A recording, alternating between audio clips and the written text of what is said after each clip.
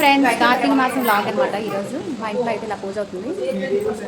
కార్తీక మాసం పూజ అయితే మా ఇంట్లో చేసుకోవట్లేదండి. మా పెద్ద గారు చనిపోవడం వల్ల మేమైతే చేసుకోవట్లేదు. అమ్మ వాళ్ళ ఇంట్లో అయితే చూస్తున్నాను. ఇక్కడ చూసారు కదా, తమ్ముడు మరుదులు పసుపు కుంకాలు ఇచ్చారనమాట, పలదనాలు. ఇది మా పిన్ అనమాట. అందరం కలిసి చాలా బాగా చేసుకున్నాం పూజ అయితే. ఇంకా పూజ మొదలైంది. సాయంత్రం దీపాలు అయిపోయిన తర్వాత ఇంట్లో అయితే పూజ ఇలా మొదలైంది. ఇంకా మా అమ్మగారు అయితే పూజ స్టార్ట్ చేశారు. తమ్ముడైతే కథ చదవడం మొదలు పెట్టాడు.